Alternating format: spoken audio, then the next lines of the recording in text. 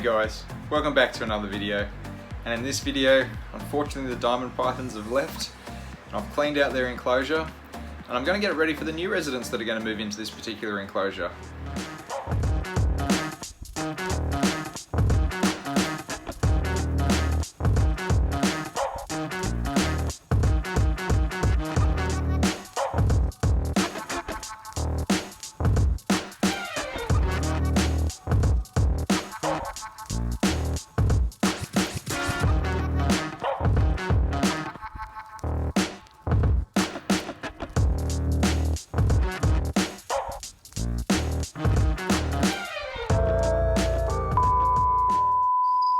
I just wanted to pause the video here very quickly and say a big thank you to Jerry McCarthy for being a massive supporter of Beachy Scaly Beasts and the Australian Herpetoculture Podcast. He's an avid listener and an avid watcher.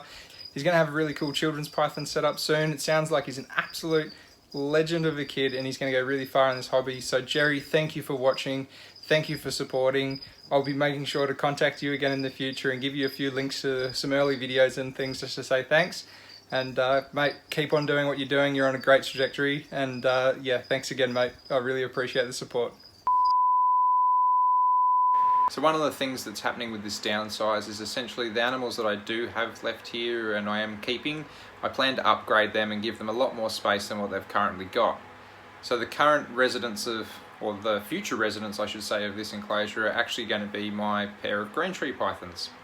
So I'm physically doubling the space that they had in their original enclosure. Their one that's just up there, that's a 120 by 60 by 60 centimeter enclosure, whereas this one here is 120 by 120 by 60 centimeter enclosure.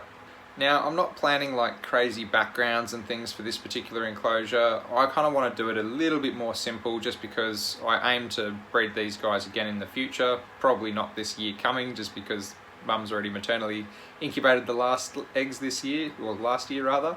What I plan to do is essentially give this whole thing a good coat of tile pointing and rough it up a little bit, so it just kind of looks like, I don't even know how to describe it, maybe just some like muddy rockwork or something like that. But from there I plan to hang a whole bunch of branches, a whole bunch of vertical branches, horizontal branches, and then I might incorporate some sort of pot system down below where I might even put some vining plants in there, things like pothos for example, which can probably run up a few of these trees and just kind of fill it in a little bit and make it look nice and bushy.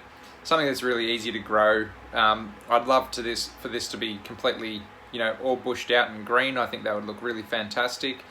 Maybe I would even put some ficus pumila or something like that in there and see if I can essentially cover the back wall with a bit of the ficus. We'll see. We'll have a little bit of a play around with it. The first thing I'm going to do, however, is essentially put some hooks in on the walls and on the roof from where I think that I'm going to hang some of these particular branches, so that after I do my tile pointing I can kind of just cover the hooks with a little bit of tile pointing so they're not so obvious to the eye, and then that way that should at least kind of pretty that up a little bit. I hope you guys get something out of this video. It's going to be a bit of fun. I'm really looking forward for these particular animals to have a hell of a lot of space, and down the line there will be a few other upgrades happening to this enclosure. I plan to put the Mist King system into this enclosure just to kind of bump up some relative humidity. It's already got a T5 UVB above there, but I'll probably put a couple of downlights on it as well, and we'll do a bit of a shift between UV and just light, just so we're not absolutely blasting the snakes with UVB as well, because that's something I want to kind of be a bit conscious about. But yeah, should be a bit of a fun one, and hopefully it should give these animals a hell of a lot more space. So first things first, as I said, I'm going to be adding in these hooks into this enclosure, and this is for me to hang all the branches and bits and pieces off. Very simple process. I'm just simply putting a little tack drill hole essentially into the side of the wall and screwing them in. So we're just going to be covering this whole back wall with a bit of tile pointing. I'm only going to do one really kind of thickish coat of it, and I'm going to put a bit of this chocolate brown oxide through it. Amongst this I'm going to mix in probably a little bit of black oxide as well, just to kind of give it a bit of a running effect.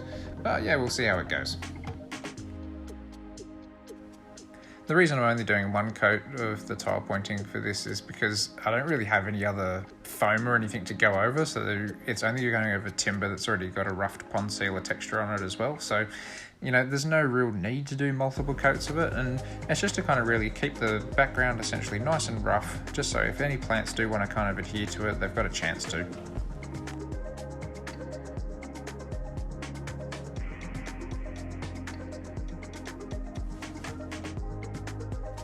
While I'm whacking this stuff on, I'm actually being pretty liberal with it too, and making sure to kind of hit everything nice and hard and fill it in.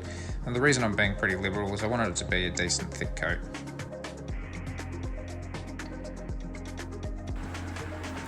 Well, there we go. Bit of a roughed in look. It's going to be a bit of a plainer background on this one, but I think once it finally fills out with plants and things, you're barely even going to notice it, and hopefully I eventually get enough logs and bits and pieces into here to really fill it out. Yeah, it should come out alright. Pretty much only going to do the one coat on here just to kind of give it this little bit of colour and a little bit of texture. As I said, I'm not doing anything too crazy with this, but I'm really happy with how the colours come out. It actually looks really light on camera, where it's actually a little bit darker in person, but yeah, I reckon I'll be quite happy with this long term. I'm incorporating this kind of cement mixing tub of sorts, or this low-lying tub, to be a bit of a plant reservoir. And inside of that tub, essentially, I'm just going to fill it with soil and plants and stuff, but then around the side of the tub, I'm actually going to fill it with mulch. Figuring out where I wanted all these branches to really sit was probably the longest process of all of it, and it's just because I really wanted it to be aesthetically pleasing whilst being super usable for the actual animals themselves.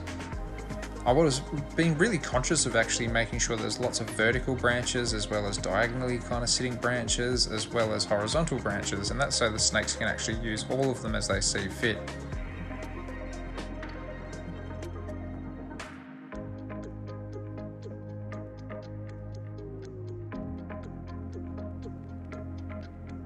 To make sure that none of this structure was actually flimsy, I used a hell of a lot of zip ties to kind of really tie it all together. But I didn't really want it to be flimsy so the snakes are falling over and the branches are falling over. I didn't want anything to kind of be a potential risk. So, for the sake of a pack of $4 zip ties or whatever it cost me, I thought it would just be better to tie it all together.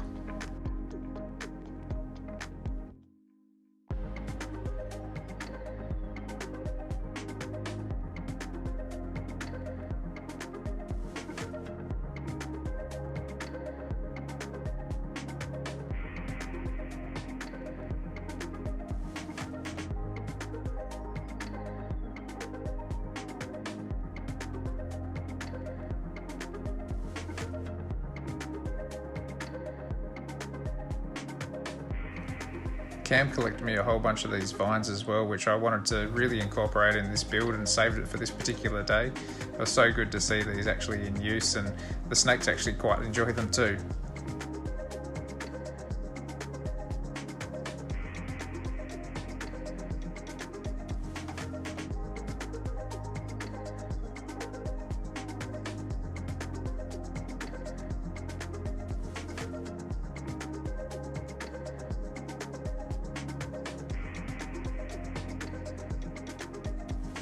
I ended up using close to about 40 zip ties for this build, and it took me quite a while to actually find out where they were all located and where to snip them off from.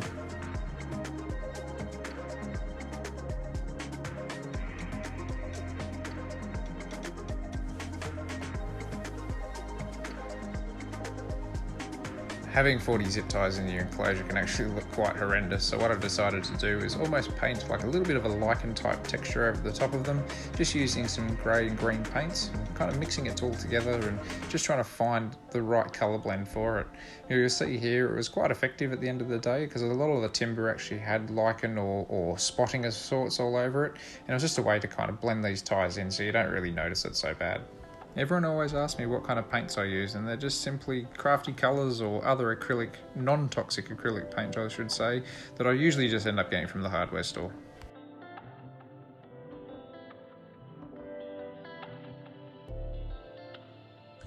Another little tip that I have is to keep all your bug boxes from when you buy bugs for your animals, because they come in handy and they can make really good paint palettes.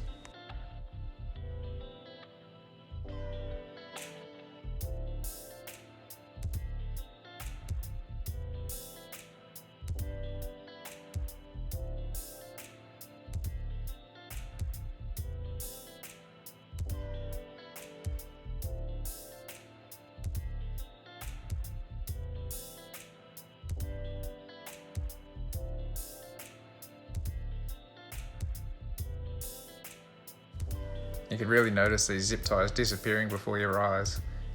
It looks really good from a distance. Obviously you can still see them close up, but at the same time, at least they're not a bright black gloss kind of colour.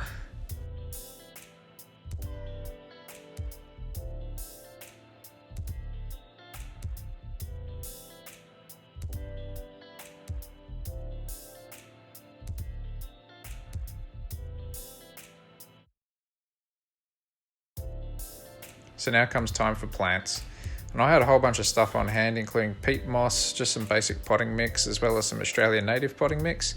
And I added all of this stuff together right inside of this black tub, just as kind of the central hub. So the main reason I was actually using the tub in general is just because I'm not 100% trustworthy of this old enclosure being 100% waterproof. So I thought at least if I've got the plants in a tub, I can just lightly water that tub occasionally and keep those roots nice and moist. And then that way I'm not damaging the actual enclosure itself.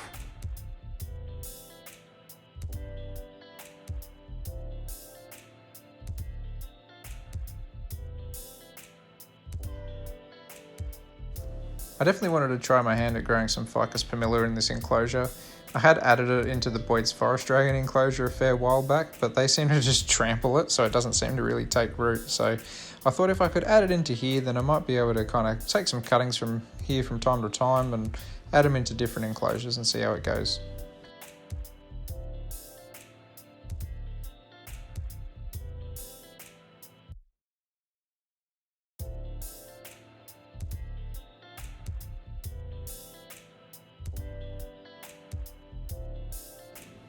Another thing I'm in the habit of is if I'm tearing down enclosures, I try to save plants.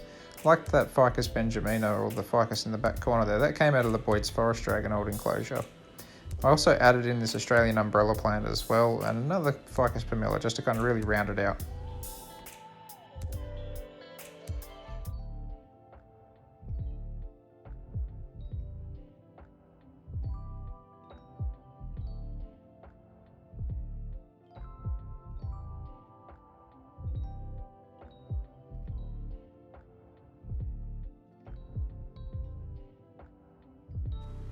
A trusty old Yuki mulch is going to be used around the outside of the black tub as just a simple mulch.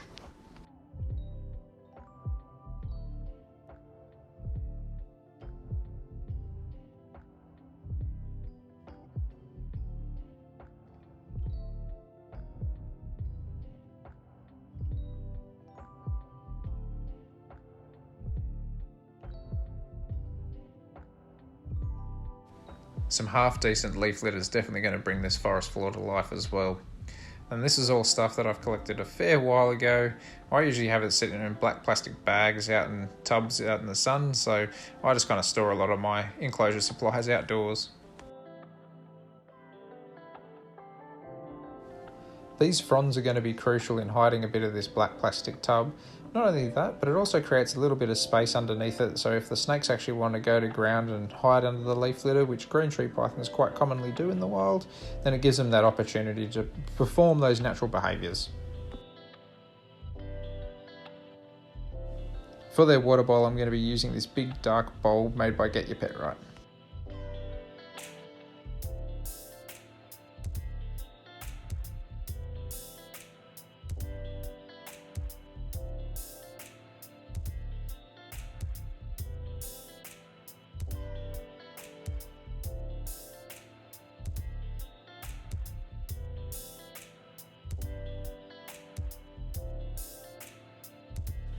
Enter the star of the show. So this is Little Wasabi. This is my male green tree python and father to my clutch of green tree pythons.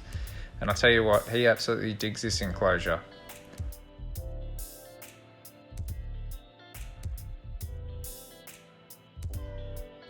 He loves using all of these branches, but his favourite spot is pretty much the spot that he chooses first up, which is up high on the left-hand side, and he loves to drape down and hunt from that position.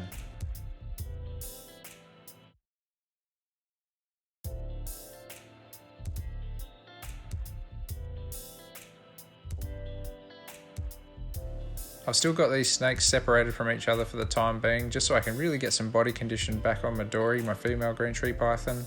But once I do my room reshuffle and these guys go into my office/herp room, then they'll be front and centre behind the desk behind me there.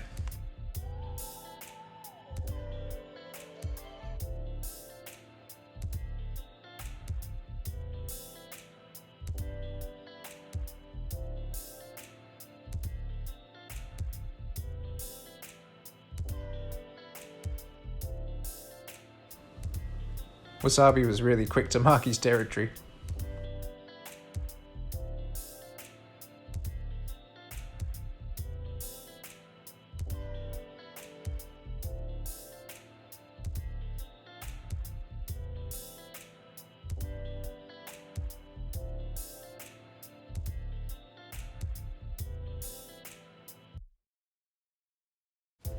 This seems to be his absolute favourite spot of the cage, and quite often I can actually see him draping right down almost to the forest floor in a big S position, waiting for something just to run past.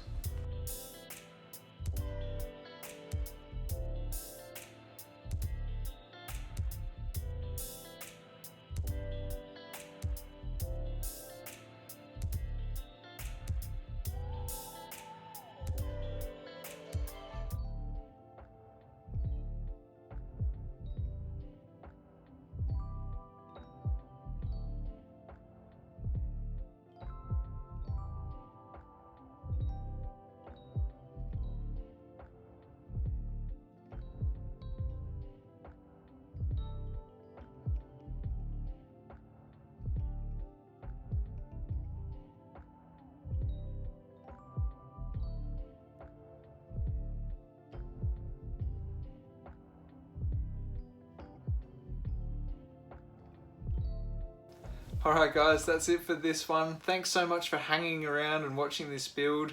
It was a pretty simple one, but I really enjoyed it. It was a nice one just to bang out, and how good does this little guy look up in here? He's definitely looking like the star of the show at the moment, and sooner rather than later, no doubt, I'll probably move Midori down into this enclosure as well. But I'm just giving him a little bit of separate time at the moment, letting him feed up a bit while it's a little bit of the warmer months. And then once it starts cooling down again, I'll chuck them back together and see what happens. I'm not going to try to breed them this year, but you know, we'll see what happens.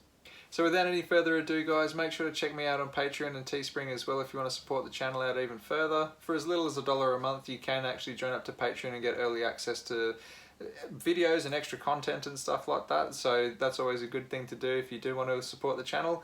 And Teespring's good too if you want to get some merch. I've got my new logo up on all my t-shirts and stuff like that now, which will be really, really smick. Alrighty guys, I'll catch you on the next one. Take it easy.